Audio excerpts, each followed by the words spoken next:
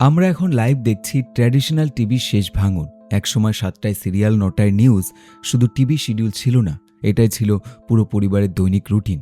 কার কখন খাওয়া হবে, কে কখন বসবে, ড্রয়িং রুমে কখন সবাই একসাথে জড়ো হবে, সবকিছুই ঠিক করে দিত এই শিডিউল টেলিভিশন। কিন্তু আজ সেই ফিক্সড টাইমের জায়গা নিয়ে নিয়েছে মাসে মাসে কেটে দেওয়া যায় এমন অ্যাপ সাবস্ক্রিপশন। এখন আর টিভি আপনাকে ডাকছে না, আপনিই ডিসাইড করছেন কবে দেখবেন, কি দেখবেন এবং কতক্ষণ দেখবেন। কেবল টিভি এতদিন টিকে ছিল প্রায় একটা শক্তির ওপর, লাইভ স্পোর্টস। কারণ ম্যাচ লাইভ, এটা পজ করে দেখার জিনিস না, এখানে ছিল ট্র্যাডিশনাল ব্রডকাস্টের শেষ বড় অ্যাডভান্টেজ। কিন্তু কর্ড কাটিংয়ের চাপ আর 2020-র দশকে রিজিওনাল স্পোর্টস নেটওয়ার্কের একের পর এক কোলাপস এই শেষ স্তম্ভটাকেও কাঁপিয়ে দিয়েছে। ফলাফল, এখন ম্যাচ, সিরিজ, মুভি সবকিছুই ছড়িয়ে গেছে বিভিন্ন স্ট্রিমিং প্ল্যাটফর্মে। একটা খেলা এক অ্যাপে, একটা সিরিজ আরেকটায়, একটা মুভি অন্য সাবস্ক্রিপশনে।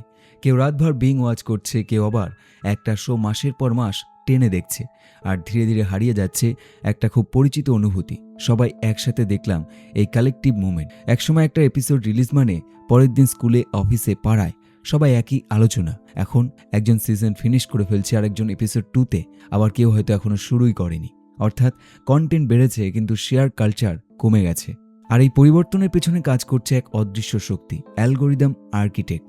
নেটফ্লিক্স, ডিজনি প্লাস, প্রাইম ভিডিওর মতো প্ল্যাটফর্ম শুধু কন্টেন্ট হোস্ট করছে না, ওরা সাইলেন্ট ডিজাইন করছে আপনি কি দেখবেন, কতক্ষণ দেখবেন, এমনকি কখন স্টপ করতে পারবেন না।